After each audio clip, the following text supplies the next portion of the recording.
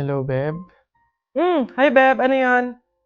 Baka may extra ka dyan. Pangbayad ko lang sana sa school para makapag-exam na ako. Ibabalik ko naman agad sa isang linggo. Ay, pasensya ka na, Beb, ah. Wala din ako ngayon eh. Sige, sige. Salamat. Bibigyan mo pa ako ng obligasyon. Ayaw gumawa ng sarili niyang paraan. Wow, ganda naman nito. Magkano ba to?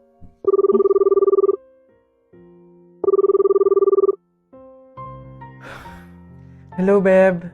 Oh, bakit? Ano ba yun? Beb, tatanong ko lang sana kung may extra ka dyan. Uuwi kasi ako ng probinsya eh. Doon ako nakahanap ng trabaho. Ibabalik ko naman agad pagkasahod ko. Wala, okay? Wala ako ngayon. Ganun ba? Salamat, Beb, ah. Pasensya ka na. Visit? Ano? Hello, Beb. Ano yun? Manghihiram ka na naman? Oo, sana, Beb. Kakapalan ko na yung mukha ko. Ihiram sa anak ko kahit magkano lang. Nandito kasi ako sa hospital ngayon eh. 1 week na akong may sakit.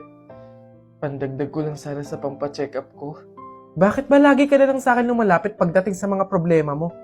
Beb, ikaw lang kasi yung kaibigan ko eh.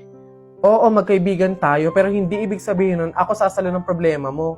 Wala ka bang pamilya? Doon ka na humingi ng tulong. Walang-wala kasi kami ngayon eh. Pero okay lang, Beb. Naiintindihan ko naman. Sumubok lang ako baka sakaling may extra ka dyan. Salamat, Beb, ah. Pasensya ka na.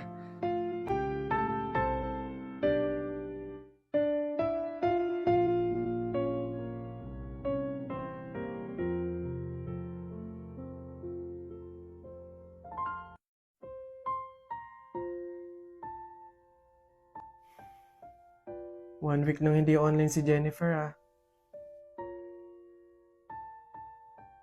Hello, Jennifer? Hello, Iha? Oh, tita, bakit kayo pa yung sumagot? 1 week na po kasing hindi nag-online si Jennifer eh. Kakamustahin ko po sana siya.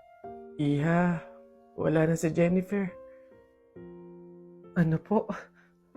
Pasensya ka na kung hindi ka namin nasabihan agad ah. Nagkaroon ng tubig yung baga niya. Nagkaroon din ng malaking bukol yung dinadaluyan ng hangin kaya maging mga oxygen dito sa hospital eh hindi na kinaya. Iha, mamaya na yung libing niya. Iniwan na tayo ni Jennifer.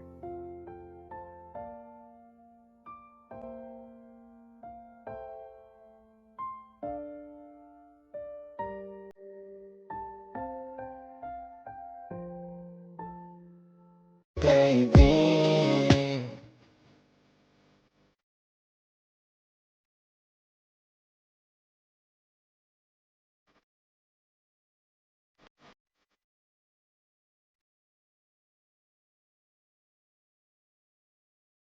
Kung naririnig man ako ng guardian angel ko, sana to pa rin niya yung wish ko na magka-Ferrari, malaking bahay, madaming pera, yung 1,000 billion, million, trillion, tapos madaming chicks, gano'n! May guardian angel?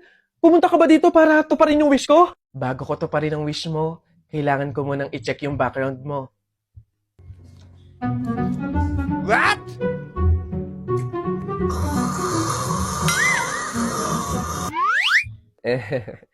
Wag puro hiling, magtrabaho ka din, oo.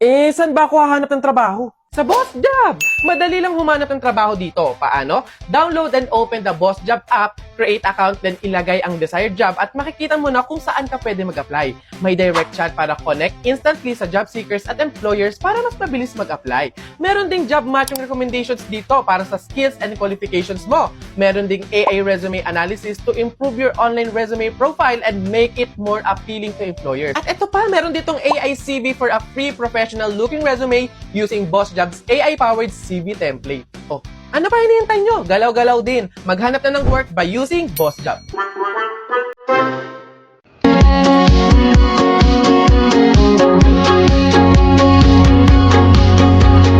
You're on the phone with your girlfriend. She's upset. She's going off about something that you said. She doesn't. It shows you like I do. In my room, it's a to say night. I'm listening to the kind of music she doesn't like, and she'll never know your story like I do. She wears shorts, I wear t-shirts. We see a captain on the bleachers, dreaming of the day when you wake up by the shore. It's been here the whole time. You've been all alone, so I can't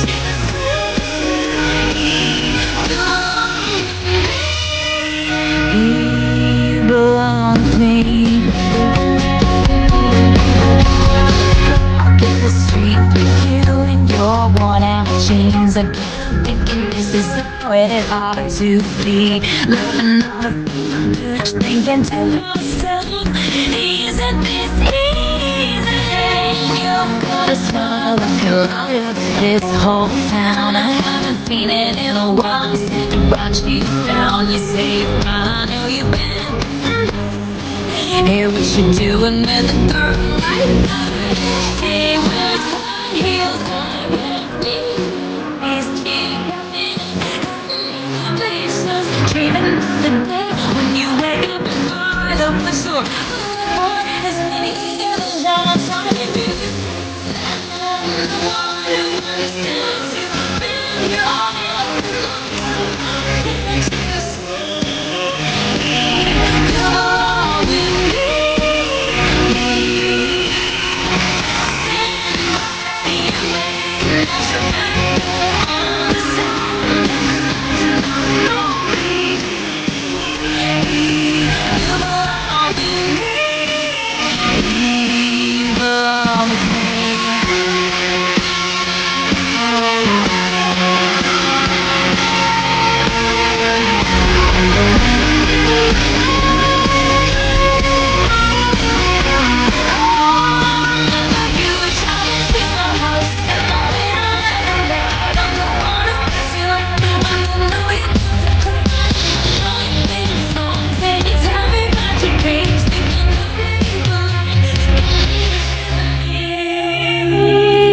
Can't you see that I'm the one who understands you've been here all along? So why can't you see you belong with me?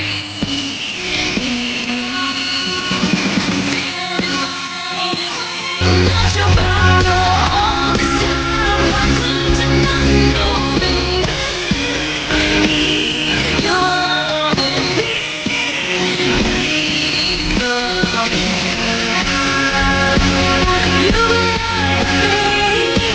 Howdy, Kuya ko! Tara, mag-wallet trade tayo! Aminin nyo, nagagandaan kayo sa wallet ko. Hindi siya yung typical na wallet na mabibili nyo sa kung saan-saan. Yung itsura niya very unique, yung style and design, pwede pa lalaki, pwede pang babae. So dito sa may unahan na to, sa part na to, dito ko nilalagay yung mga coins ko. Or kahit naman ano pwedeng ilagay dyan, basta kasha. So ayan, nalalak mo siyang ganyan.